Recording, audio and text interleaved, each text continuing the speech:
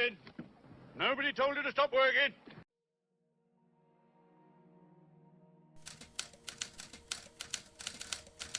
Major General Allan Elton Younger DSO OBE was born in 1919 and lived a long and storied life until 2010. More commonly referred to as Tony, he was born in Bristol, coming from a family steeped in the military, with both his father and grandfather having served as high-ranking members of the Royal Artillery. Tony Younger was educated at Gresham's Public School in Norfolk. He joined the ranks of the Corps of Royal Engineers as a second lieutenant on the 26th of January 1939. Following the outbreak of the Second World War later that year, Younger served as part of the British Expeditionary Force. As the Wehrmacht swept through Belgium and France, he was tasked with blowing up bridges and slowing their advance where possible. His story continues in his own words.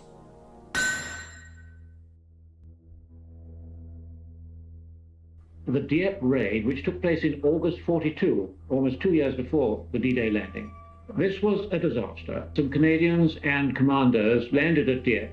Their infantry, as they crossed the beaches, were mown down. Their tanks, when they landed, couldn't get off the beaches, and the few that did get off were all stopped by German anti-tank obstacles. And finally, the harbour was completely unusable. Now, as a result of this disaster, and I may say that the casualties were approaching 50%, which is very high, lessons were learned. And these were major lessons which altered the shape of our planning for D-Day that was to come. The first lesson was that tanks must land with the infantry to prevent them being just mown down on the beaches as they had been at Dieppe. And the result of this was the invention of the DD tank.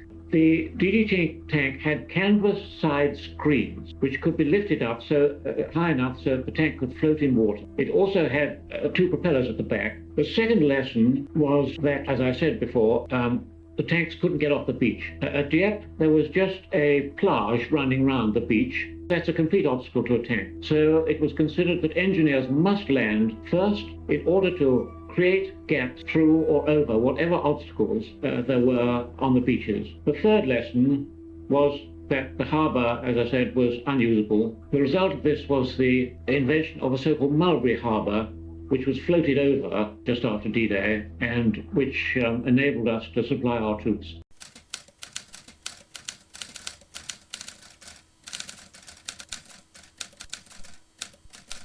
79th Armoured Division was commanded by a character called Hobart. He was always known as Hobo. He was a tough man, but he'd been commissioned into the Royal Engineers, but he transferred to the Royal Tank Corps when that was formed in the First World War. A very experienced man who'd been through battle and had very forward-thinking ideas about how tanks should be used in warfare. He was given the job of training the DD tanks, of training flail tanks also, which were another way of getting through minefields. They had a spinning wheel in the front with chains, setting off mines, so that a gap could be made through a minefield. And then the Assault Brigade Royal Engineers. Now, the Assault Brigade was formed of 3 regiments, each of 4 squadrons, each of 4 troops, each of 6 tanks. When the regiments came to join 79th Armoured Division, they were inspected by General Sir Percy. When he visited 5 assault regiments, he sacked both the colonel and the 4 squadron commanders. And it was as a result of this, I was ordered in to command 26th Squadron, which was one of the squadrons in 5 regiments. We formed up near the East Coast and started to train really hard. We were given Churchill tanks, not proper Averies, but just rather old Churchill tanks. I learnt that we were to land in front of one of the Canadian brigades, and I was, for the first time, shown the big picture was to look like. Second British Army was to land in 3 different divisions, 50 Div on the left as we look at it, just north of Bayeux, 3rd Canadian Division just north of Courseulles, and 3rd British Division just north of Caen. In addition, there will be an airborne drop by British and American airborne troops on either side of the landings on the flank. I knew, therefore, after this visit to 3rd Canadian Division, exactly where on the coast of Europe we were going to land. However, I was not allowed to tell anybody in my squadron, absolute top secret. However, my task was made a lot easier by the issue of special maps, which I received a number of, which showed the area we were to land on, and every indication that they were maps of France had been removed. All the place names, river names had all been removed, and British, Canadian, and American names put in. So I could not say that we would land in front of Grey-sur-Mer and Courseulles-sur-Mer astride the River Searle, but I could say, pointing to the map, we would land in front of Tooting and Montreal astride the Rio Grande. And this on the map showed my officers exactly the sort of landing that we would have to make. As a corps historian, I just thought, have a quick look at the wider picture. First, I'd like to mention are the combined operations pilotage parties. Sappers had a heavy involvement in this. In essence, midget submarines would bring a 2-man party across to the coast of France, and these people would swim ashore and they would collect samples of the sand, the beach, the clay, and they'd bring it back for analysis back in the United Kingdom. That analysis was carried out by the geologists, and the geologists were also part of the Corps of Royal Engineers. And from that it was determined that there were areas of the beaches that would not support armoured vehicles. So one of Hobart's funnies, the specialist vehicles of the 79th Armoured Division, was a bobbin carpet, which is a trackway to allow armoured vehicles to cross the beaches.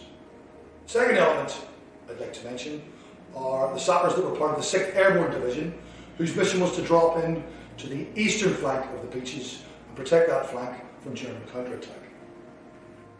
There were 30 sappers from the 249th East Anglia Field Company who landed in the gliders that captured the bridges over the Caen Canal and the River Orne, what you would now know as the Pegasus Bridge.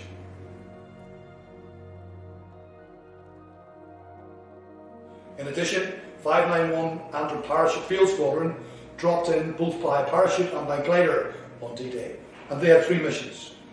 Firstly, to support the assault on Merville Battery. Secondly, to remove Rommel's asparagus, which were the anti-glider obstacles to the north of Ronville, to allow the 6th Air Landing Brigade to land by glider. Finally, to be prepared to construct a personnel ferry across both the Caen Canal and the River Orne, had the Germans in fact blown up those bridges. Finally, then we come to 5 Assault Squadron Royal Engineers, of which 2 6th Assault Squadron were part of. In essence, they provided beach clearance teams with Assault Vehicle Royal Engineers, AVREs, and sappers from associated and supporting field companies of Royal Engineers.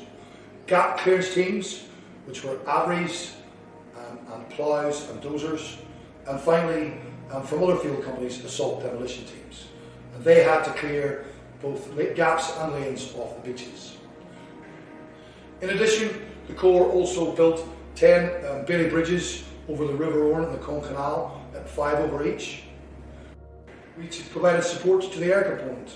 Not a well-known fact, but by the 31st of August 1944, 22,500 casualties had been evacuated by air from Normandy. Indeed, of the 15 air landing grounds that were planned to be constructed in the British sector, 10 were completed, and of the 12 air landing grounds that were due to be constructed in the US sector, 8 were completed. Most will have heard of Mulberry Harbour. There were in fact due to be 2. Mulberry Harbour A for America, which is off the American sector off Omaha Beach, and Mulberry Harbour B, or British, which was off Gold Beach off Oranmouth. We've also heard, I'm sure, of Pluto, pipeline under the ocean, or to give it its more technically correct name, pipeline underwater transportation of oil.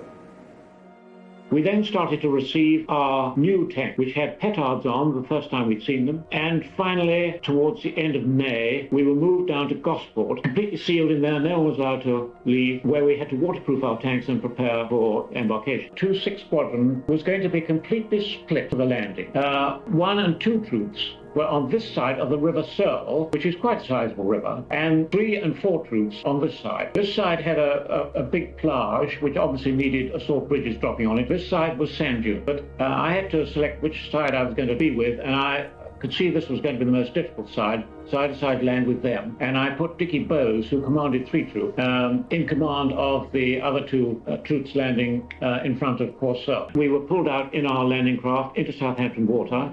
We could still exchange messages because I'd insisted that all our officers and sergeants should learn semaphore. This was largely because of wireless silence, which of course we always had, it was always enforced before an attack. But also I realized that there would be wireless silence on board these landing craft. However, we could semaphore to each other, and we did too. In terms of the planning for D-Day, the first ashore were to be the DD or duplex drive tanks. Basically, floating tanks come ashore, they drop their skirts and they become a normal tank, and they were to provide suppressive fire onto the German defences. Next ashore would have been the Hobart's Honeys, the engineer specials, to provide the gaps and lanes for the assaulting infantry to come ashore, so that infantry would have been last, but only just. Next, sadly, because of the bad weather in the morning of the 6th of June, that was completely reversed.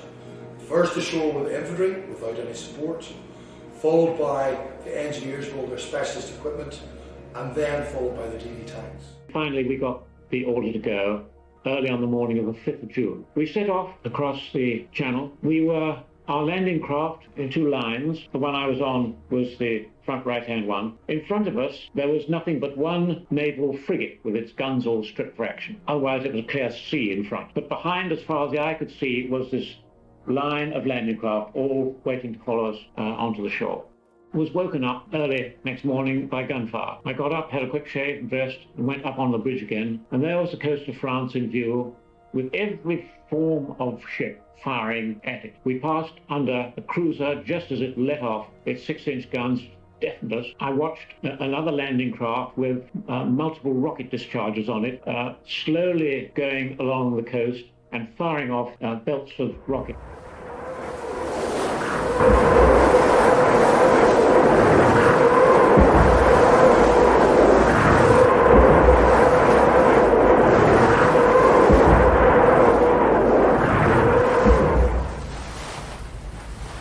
Then as we got in closer, a landing craft next door to us lowered its ramp and the first DD tank came off. To my horror, a wave splashed over it and it sank. Nobody got out. Mercifully, the skipper of that craft raised the ramp and went into the shore and lowered it on the shore so that the tanks could not bother with their flotation, but go straight in. I should say that the landing craft I was on had had engine trouble during the night, and so we were not then the first to land. In fact, we were the last. The flotilla commander had to order the other landing craft to overtake us. We came in towards the beach. The beach was covered in obstacles. Our obstacles all had anti-tank mines on them. We came into land. There were bodies on the beaches. Canadians, I suppose, had landed. And I could see our avrays all bunched up in one of the exits. We came off. I had a flail tank on board. That came off first, and we were going through the shallow water towards the shore. I was looking out of the top of the tank, trying to see what on earth was happening, a lot of smoke around.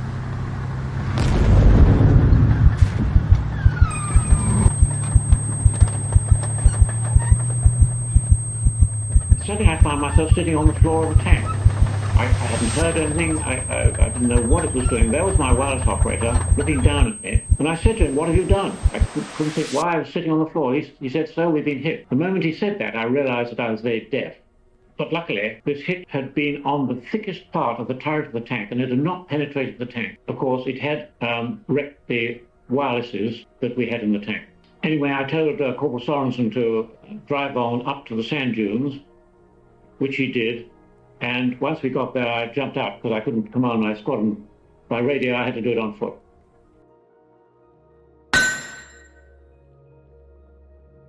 I was just in time to see the leading tank of one troop tip into this crater, which was huge.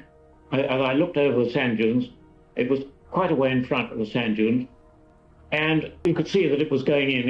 The driver obviously didn't know how deep the crater was, but it was deep. And the crew had to bail out Unfortunately, of the 6 of them, four were killed. To cut a long story short, what we had to do was to push the first tank, which was 1 Charlie, into the crater. Now, we were being fired at a lot, and I had to get the 1st Hussars of Canada to get their tanks onto the top of the sand dunes to give us some covering fire. Well, we had to push, as I said, 1 Charlie into the middle of this crater where it could just see the top of the turret once it was pushed in. We used another tank to do this. We then dropped an assault bridge onto the top of 1 Charlie. We then put an AVRE over that, and it tipped Fascine beyond that, then another Fascine, and then at last, the first AVRE got across that and onto the far side, the first tank to leave the beach. We then beckoned forward some of the 1st Hussars tanks because the infantry by then were crossing and they needed to have tank support before they went inland. The 1st Hussars, first tank got over quite well, going very steadily, had a good driver. The 3rd tank over, rather panicked, he tipped over and fell on his side. However, the tank that we had got over first, I told him to be prepared for this, and he had his cable ready to connect up with this tank and tow it off. And then steadily other tanks went over. And there was an enormous German pillbox here. And I said, you better have a look in that pillbox when you go past too. I saw him looking in there and he suddenly doubled out of it with a look of absolute horror on his face. He said, it's full of German. However, the first German came up with his hands up. And then some, I think, 25 more Germans came up, all with their hands up. So we took them prisoner.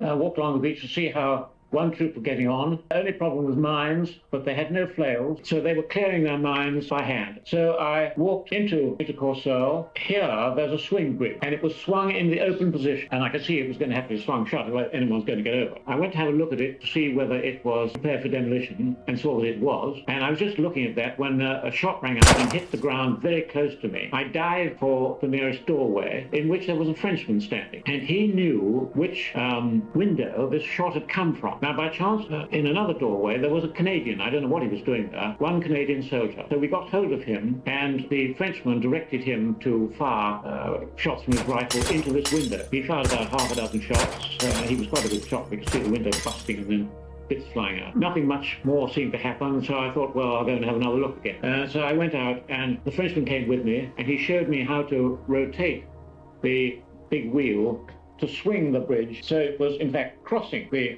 harbour entrance here, and I then pulled the explosive off it and chucked the bits into the river below. I then crossed the bridge and went into Courseulles along here. I was just getting near the beach when I saw somebody darting between 2 houses. So I darted in too, thinking I didn't want to be caught out by a German. But this turned out to be Dickie Bowes coming to see me. So we met there, and he told me that things had gone well. He got 2 assault bridges up against the plage here, and that Canadian tanks and vehicles were streaming southward through Courseulles, which is good news. The bridge that we had put down was removed by the beach group a couple of days later, and a Bailey bridge was put over instead. This stayed in place for, I think, about a year, when the French civilian organisation put a civilian bridge over it, much wider than the Bailey bridge. That stayed there until 1976, when 2 6th Squadron decided, as an exercise from Germany, to see if it could drag out 1 Charlie if it was still there. Of course, it was there, and they came down. A crane was provided by the French army, and finally, after a lot of digging and so on, this monster, muddy monster, was pulled back up, and they put it just on the sand dunes near where we'd all landed, and there it stands today.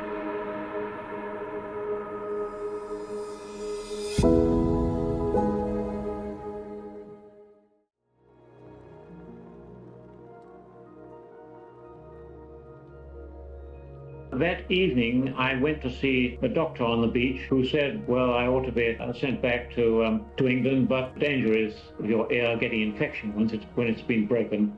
And he put some stuff in to stop that. We had our rendezvous. I had just one final thing to do, and that was to report to brigade headquarters that we'd finished our tasked to put a motorcycle, arranged for a motorcycle to be put on one of the tanks in order to enable me to do this. Anyway, I set off following the signs, and I was passing through a wood where I saw a Frenchman standing by a farm holding a glass and a bottle. Obviously, he was going to offer me a drink, and I felt that's exactly what I need.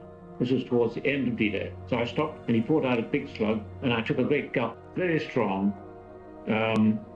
but marvellous, absolutely magnificent. Best drink of my life. And I reported Brigade Headquarters and came back, and by that time, the rest of my crew had prepared a meal, and we bedded down underneath the tank, which is a thing you're not meant to do, but we thought we might be shelled. And that was the end of D-Day.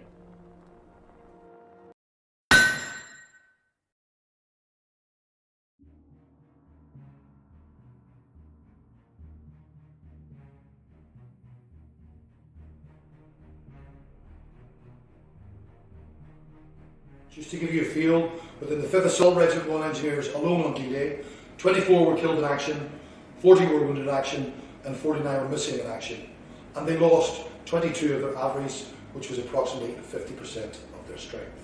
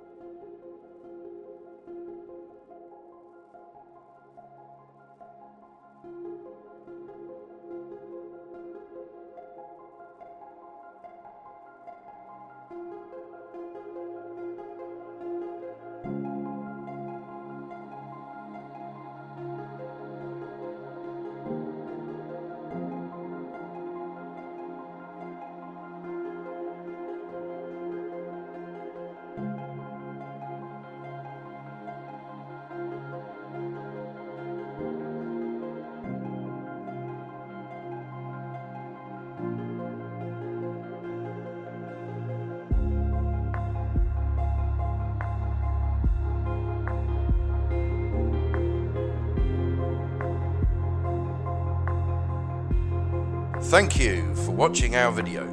Please like and subscribe to help support the Royal Engineers Museum and visit our website for further details.